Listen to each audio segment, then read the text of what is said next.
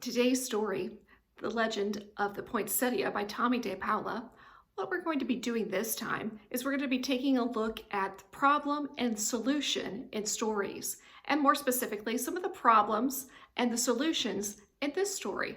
So come along and let's go ahead and get started. You can find the handout that we're going to be using in this video in the comments section below. Hopefully you have your graphic organizer printed out with the headings problem and solution. So we're going to be thinking about the problems and how those problems are solved here in the story, The Legend of the Poinsettia, retold and illustrated by Tomie dePaola. So when we're thinking about problem in the story, we need to remember that in every story, there's a series of problems that the main character has to overcome. Or we can think of them as a series of obstacles that the main character has to overcome in order to form the plot of the story. So if we think back to this particular story, and if we go in chronological order, or the order in which they happened in the story, we can think back to some of the major events in the story.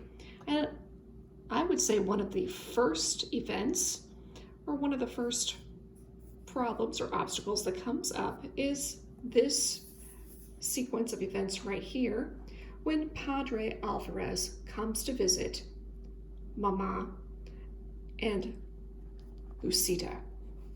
Okay, so what I would say for our first problem would be, we remember what happens in that particular part of the story. I said Padre Alvarez needs a new blanket for the figure of the baby Jesus because the other one was worn out. So we might consider that to be one of the first problems that is faced in the story.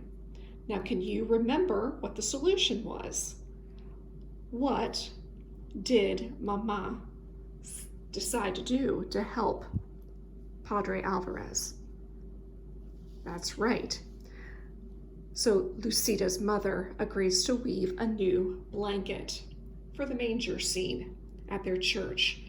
So she decides to weave a new blanket. So we could consider that the solution to that first problem. Moving on in the story, so again, I'm thinking in chronological order, something that happens next.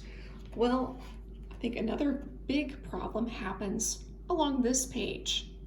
Do you remember what happens in the middle of the story here? I think that was a very large problem. I think we definitely need to include that. When Lucita's mother got sick and she couldn't finish the blanket. So I included that here in the problem portion of our graphic organizer. And again, I'm using bulleted points to kind of make these ideas stand out. So I said Lucita's mother gets sick and cannot finish the blanket. So do you know what happens next? Okay, the solution to that? Well, Lucita tries to finish the blanket, but only gets it more tangled.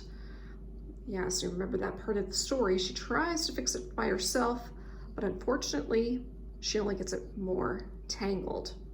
That's not really a solution. That kind of forms another problem, which leads us to our next bulleted point.